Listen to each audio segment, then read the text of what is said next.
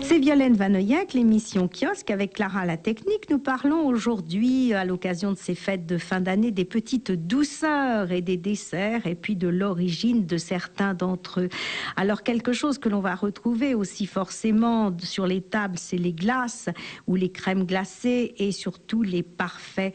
Les crèmes glacées au café qui semblaient apparaître à l'époque de Napoléon III et qui faisaient donc le plaisir de tous ceux qui aimaient la glace. Je vous rappelle que Napoléon Ier aimait beaucoup tout ce qui était glacé. Donc sous l'Empire et le Second Empire, ils sont très nombreux ceux qui apprécient le parfait. En tous les cas, la plupart des Français découvrent ces parfaits au café ou au chocolat dans les cafés de la capitale. Et ce parfait, on avait l'habitude de le servir sur une serviette ou de le présenter avec le couteau à parfait. D'où le nom, vous avez compris, que l'on a donné à ce dessert qui peut être aussi praliné.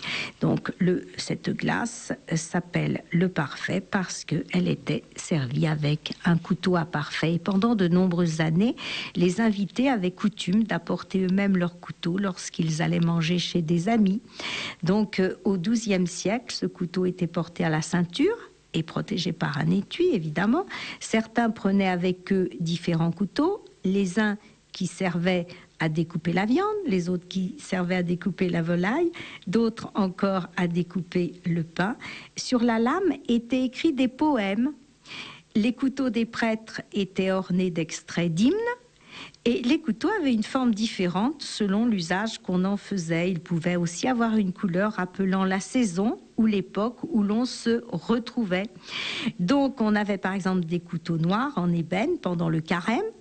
On avait des couteaux blancs en ivoire pour Pâques et les couteaux qui étaient souvent des cadeaux étaient traités avec le plus grand soin puisque les serviteurs aiguisaient, nettoyaient, astiquaient, rangeaient à l'abri des poussières tous ces couteaux qui devaient être présentés lustrés quand on allait chez un autre, quand on était invité.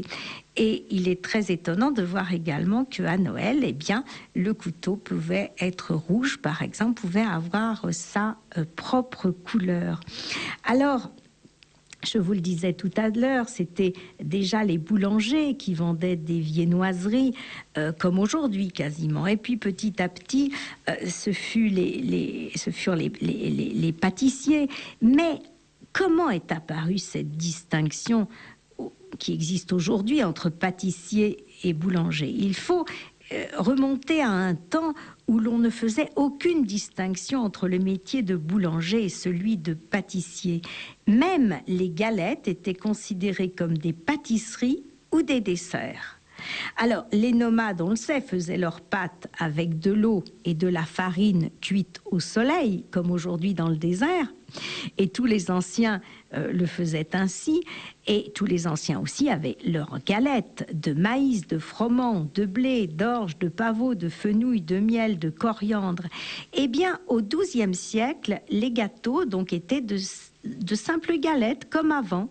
On y ajoutait quelques épices. Les boulangers pouvaient aussi préparer des pâtés de volaille, de légumes et de fromage. Aujourd'hui, on trouve plutôt ça chez les traiteurs. Alors, au Moyen-Âge, on mangeait évidemment beaucoup de tourtes aux légumes et au fromage. Les tourtes sont revenues un petit peu à la mode et les pâtissiers étaient plutôt les traiteurs donc d'aujourd'hui.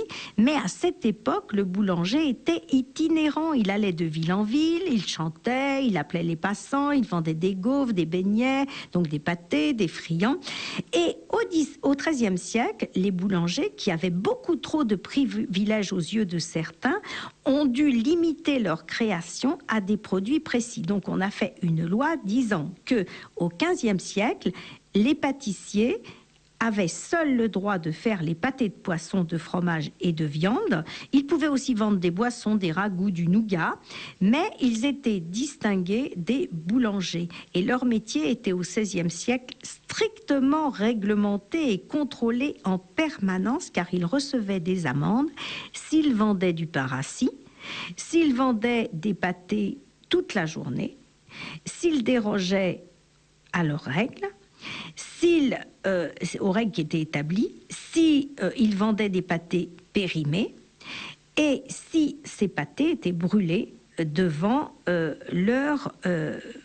et préparés et brûlés devant leur boutique.